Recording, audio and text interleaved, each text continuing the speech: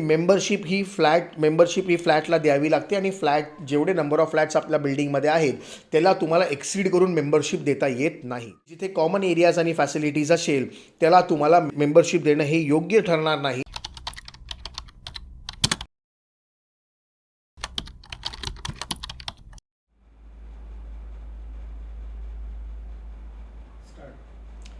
नमस्कार, मी Bhaskar Mhatre, secretary, Maharashtra state cooperative housing federation.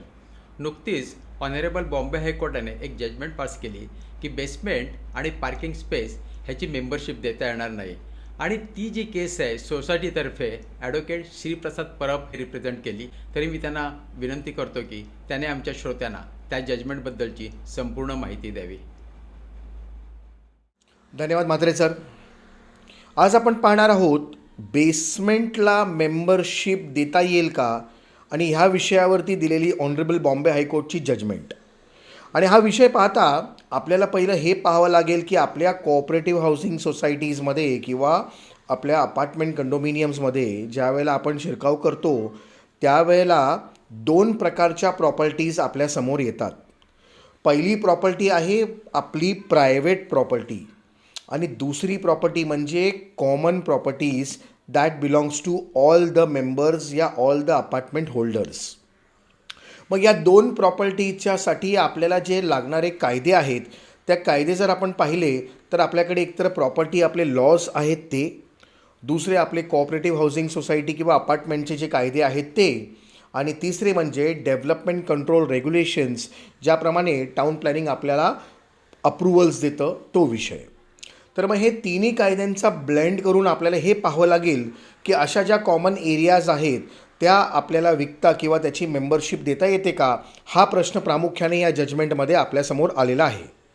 आणि मग आपण पाहतो की जर कॉमन एरियाज आणि प्रायव्हेट प्रॉपर्टीज म्हणजे मग काय, तर एक असतं आपल्याकडे फ्लॅटचं डेफिनेशन आणि एक असतं कॉमन एरियाजचं डेफिनेशन, कॉमन एरियाज आणि फॅसिलिटीजचं डेफिनेशन.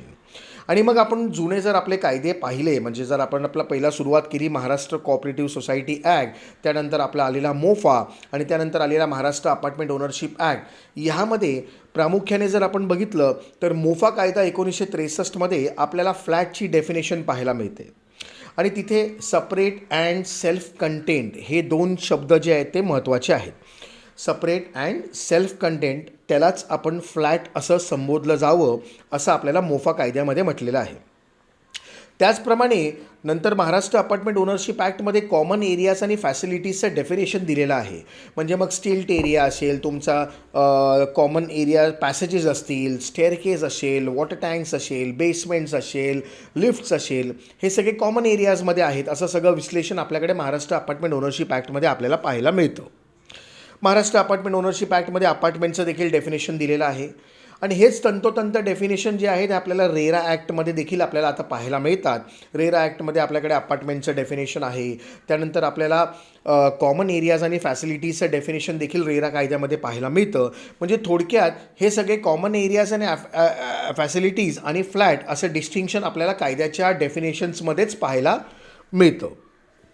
त्यानंतर जर आपण बघितलं तर मग आपल्याकडे जे महाराष्ट्र कोऑपरेटिव्ह सोसायटी ॲक्टमध्ये हाऊसिंगचा जो चॅप्टर नव्याने अमेंड करून आलेला आहे आणि त्या अमेंडमेंट ॲक्टमध्ये आपल्याकडे सेक्शन 154B-1 तिथे 13 आपण जर ब्रॅकेटमध्ये 13 फ्लॅटचं डेफिनेशन पाहिलं तर तिथे देखील परत तो उल्लेख आलेला आहे म्हणजे सपरेट अँड सेल्फ कंटेंट प्रेमायसेस.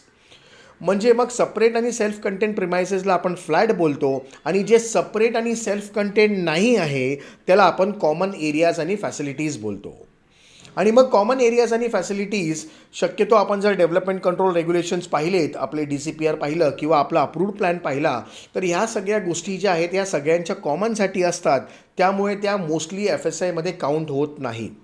काही ठिकाणी आपण प्रीमियम्स घेऊन त्याला एक्झेम्प्ट करतो, ह्या सगळ्या गोष्टी आहेत. पण कॉमन एरियाज आणि फॅसिलिटीज ज्या आहेत ह्या प्रामुख्याने या दोन गोष्टी आपण कवर करण्याचा उल्लेख ह्यासाठी केला की काही गोष्टी ज्या कॉमन आहेत त्या तुम्हाला इंडिव्हिज्युअलला विकता येतील की नाही येईल हा एक मोठा प्रश्न या प्रामुख्याने या जजमेंटच्या स्वरूपात आपल्यासमोर येतो. आणि मग आपल्याकडे अगोदर बरेच जजमेंट ऑनरेबल सुप्रीम कोर्टचे आहेत, जसं की नहालचंद लालूचंद आहे, कल्पिता एन्क्लेव्ह आहेत.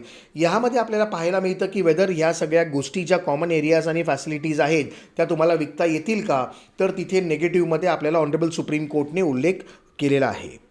आणि मग याचप्रमाणे ह्या जजमेंटचं जर आपण पाहिलं तर ह्या जजमेंटमध्ये प्रामुख्याने आपल्याकडे एक विषय जो समोर आला होता तो म्हणजे एका अलॉटीनी जो बेसमेंट विकत घेतलं होतं आणि त्यांनी नंतर मेंबरशिपसाठी संस्थेकडे अप्लाय केलं. संस्थेनी मेंबरशिपच्या ॲप्लिकेशनवरती काही म्हणणं आपलं सादर न केल्यामुळे डीम्ड मेंबरशिप या कन्सेप्टखाली सेक्शन 22(2) खाली ते रजिस्ट्रारकडे गेले होते आणि रजिस्ट्रारनी त्यांना मेंबरशिप ग्रांट केली होती.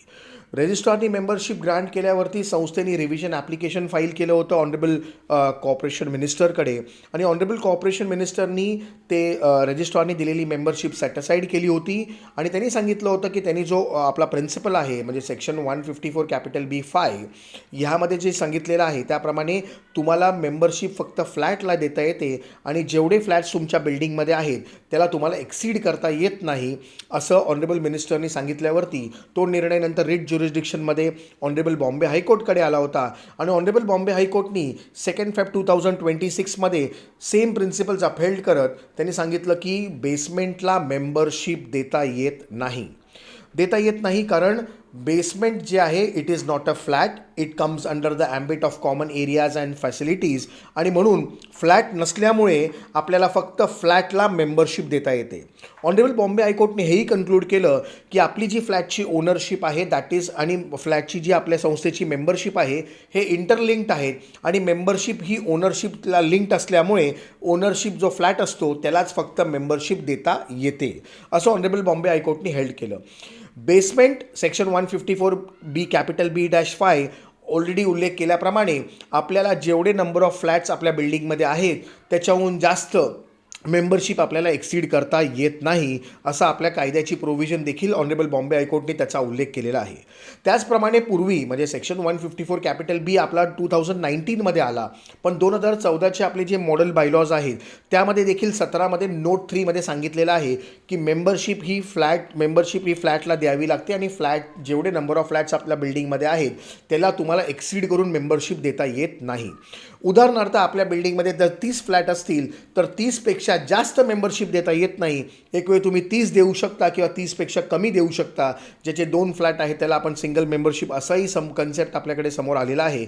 त्यामुळे 30 किंवा 30पेक्षा कमी पण 30पेक्षा जास्त देऊ शकत नाही. ह्या उदाहरणामध्ये आपण पाहिलं की 30 फ्लॅट्स आहेत म्हणून 30 मेंबरशिपमध्ये आपण रेस्ट्रिक्शन करू शकतो. ह्या कायद्याच्या प्रोव्हिजनच्या अनुषंगाने आपण पाहिलं तर बेसमेंट जो आहे तो बेसमेंट कॉमन एरियाज अँड फॅसिलिटीजमध्ये येतो आणि म्हणून ऑनरेबल बॉम्बे हायकोर्ट आणि ऑनरेबल मिनिस्टर ह्या दोघांच्याही जजमेंटमध्ये आपल्याला हे पाहायला मिळतं की बेसमेंटला मेंबरशिप देता येत नाही. रादर आपण असं कन्क्लूड करू शकू की जिथे कॉमन एरियाज आणि फॅसिलिटीज असेल त्याला मेंबरशिप देणं हे योग्य ठरणार नाही आणि अशा प्रिन्सिपल्समुळे आपल्याला आपल्या कॉपरेटिव्ह हाऊसिंग सोसायटीचं ॲडमिनिस्ट्रेशन आणि अशा जजमेंट्समुळे आपल्याला भविष्यामध्ये आपल्या कॉपरेटिव्ह हाऊसिंग सोसायटीचं आणि अपार्टमेंटचं ॲडमिनिस्ट्रेशन जे आहे ते सुरळीतपणे आपण पार पाडू शकू. त्यामुळे केलेला हा थोडक्यात माहितीचा video with regards to the judgment of honourable Bombay high court dated 2 फेब्रुवारी 2026. धन्यवाद.